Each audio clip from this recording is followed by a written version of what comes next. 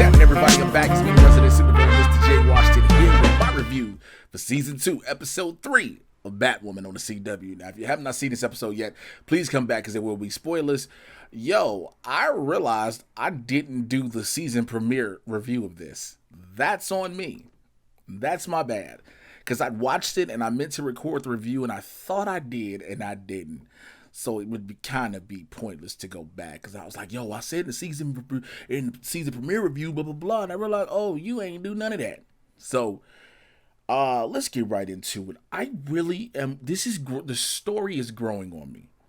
You know, like I said before, I'm one of those people that wanted to make sure I gave Javicia and Leslie a chance. I liked when they showed the new iteration of the bat suit. I was like, yo, I can't wait to see it. And in this episode, we see how that comes to be with her first interaction with Victor Zsasz, which, by the way, Alex Morph plays a very different Victor. We keep seeing different iterations of Victor Zsasz. I mean, from what we've seen in Gotham, what we saw in Birds of Prey, and here, we're always seeing a different take on the same type of character. You know what I'm saying? He's always going to be a hitman. He's always going to mark himself, but his personality is always different. There is a level of a quirk to it, if you will, but it's always different depending on the actor. And to see out the gate, we going straight at it. I'm not going to do a bit-by-bit review. You know, the fact that Sophia's kidnapped Alice and Sophie, and you find out, okay, remember how I asked y'all in the previous review who trained Alice? Bam, there go your answer, Sophia. And also the fact that later on Alice says Sophia has a crush on Sophie and all this other crazy stuff. But I think overall, there are two big things. One, hearing Victor Zsasz tell Ryan when the first time he has the encounter with her, like, oh, this isn't your suit. You're not comfortable in your own skin. You know, and saying that, and it made her realize, like, yo, I am wearing someone else's suit per se. Yeah, technically the suit is still Bruce's when you think about it. Like, the original bat suit was alterated for Kate Kane. So still the bat, you get what I'm saying. But that's what makes her decide to make the suit her own. And besides, she brought up that wig, which I'm so glad it was addressed. You know what I'm saying? I think we've all said that in the Arrowverse, I will not call it the other thing, that the wigs have always been a terrible thing. And so to see that is great. One of the biggest issue I have with this entire episode is the teasing of Kate Kane possibly being alive. Now, I understand that in the beginning, when it was announced that Ruby Rose would leave the show, that there was the outcry to not do the Kill Our Gays because of, you know, in many TV shows, the lead character who is of the LGBTQ community gets killed off. Understandable. But in this situation, this was one of those times where it was like, how else do you explain it? I don't know. There's no other way to do this. Now, we have this whole, Kate was looking at a picture of Jack Napier, a.k.a. the Joker, with the name Sophia. Sophia tells Alice she really has Kate. She has a necklace and she has a sister, which means she either has a sister alive or whatever. But I don't think Ruby Rose is coming back. And even if she does, I feel like that opens up too many loopholes to set up her coming down the line. If she's done with the show, she's done with the show. And don't get me wrong, there are always times where an actor or an actress can decide they may want to come back to a show, but you said you were done. You didn't want to do this anymore. So it's like, and also I've heard stories about her almost getting hurt with a stunt and whatnot, which I can understand that. But you kind of have to kill off this character. You kind of have to, because that's the only way the story of the new Batwoman is allowed to flourish. Mary has the right response of thinking, Kate's gone. We eventually have to move on, right?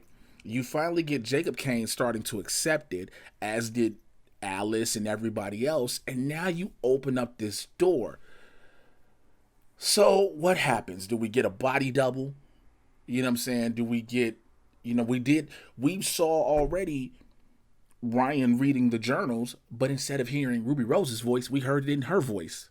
You get what I'm saying? I I like I like what she stands for. Also, excuse me, the Rachel Maddow as Vespa. I forgot what her last name was, but talking about how Batwoman now is a black girl, and I think that is a prominent thing because we definitely should acknowledge like Batwoman's a black girl and Batgirl magic and all this other stuff. And I hope it just doesn't become pandering, which I doubt it will, I'm saying, trusting knowing the CW shows. Yeah, I don't think her being a black woman as a hero, I don't think the responses will be over pandering and be like, come on fam, y'all really doing this? I think it will be more of the separating a black superhero from a white superhero. I definitely do believe we're going to do that. How this Batwoman handles it as opposed to the other Batwoman who, most people didn't know who it was.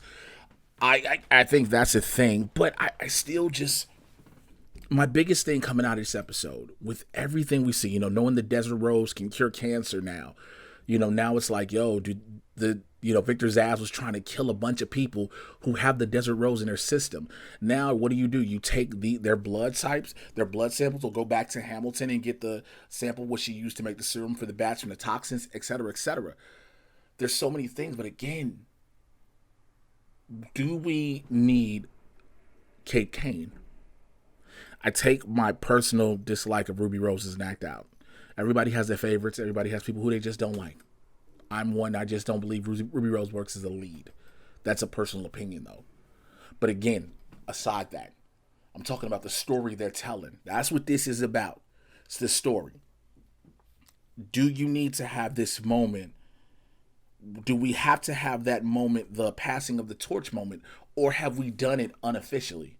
You get what I'm saying? Do we need to have an off-screen Ruby Rose or Ruby Rose and just as her come along and say, now this is yours officially. I can't do that. I'm not doing this anymore. This is up to you. Do we have that where she comes back, Kate Kane comes back and she rides off into the sunset, the proverbial sunset with Sophie? Those things. Now, if they kind of do that, I guess there would be some closure, but it's always those open-ended things. It's those open-ended. And again, I understand the trope. I get it. But, I'm really starting to believe, because also in this episode, we find out that Sophia is not responsible for blowing up Kate's plane. Somebody wanted to make it seem like it was Sophia. So now I'm inquired to believe it was Tatiana, her henchwoman, who was like just really, she's the badass soldier. She's very subservient and she's disciplined. But I could see her wanting to change the tide because she's also mad that Beth Alice is allowed to live. So it's just, Then you have Luke Fox also trying to finally accept that this is Batwoman. Because he was telling Mary, this is only a part-time gig. This is not permanent. Again, going back to the Mary, like, you have to face facts. Now, if we start doing that, if we start trying to build in this, you have to face facts, and then Kate comes back, where does this leave Ryan Leslie? Like I said earlier, unless we get this proverbial handoff. I don't know. But that was mainly my thoughts on this episode. I didn't have a lot in depth. I mean, I watched it. I got it. We're opening up so many doors, so many layers of bad guys and villains. Of course, this is Gotham. But the Kate Kane element, that I was already kind of, iffy. I was one of those people when we heard the story, how it was going to go. Kate Kane has disappeared. Okay, great. Kate Kane's disappeared and so is Bruce Wayne missing. But then you do the plane exploding, and you're like, well, that says a lot. But then you say, oh, she's alive. I don't know. I want to know your thoughts. Again, I'm enjoying where the story is going as a whole. Let me make sure I say that. I'm enjoying where they're going, the way they're building her. How with Ryan Wilder she's using her life of crime, her past life, to help solve new things. Because that gives her an extra edge. She's having to adjust to a regular life and get people to see her, namely Luke, to see her as a regular person who just wants to do right for the right reasons. Mary, who's starting to finally understand it. We got to get this thing with the crows. You're going to have this eventual run-in again with Batwoman and Sophie. And because, of course, we already know that Ryan Wilder and Sophie have bumped heads. So we'll see all of this, man. But I want to know y'all thoughts in those comments below. So go ahead and like this video. Click on the subscribe button, please, and the notification bell. Find out when I'm dropping more videos, all right? Follow me on Twitter and Instagram at Mr. J Washington. Check out every Tuesday and Thursday, Blurs in the Hood. Myself and Winston A. Marshall, we're live 2 p.m. Pacific, 5 p.m. on the East Coast. We talk pop culture, pop culture, entertainment, news, politics, sports, and a whole lot more from a blurred perspective, a.k.a. we unapologetically black. So come on through with that, all right? The Man Titan podcast, I'll be dropping that this week because I didn't get a chance to last week. I had a lot of auditions, and I got to do one, matter of fact, after I record this. But I will holler at y'all later. Take care. I'm out.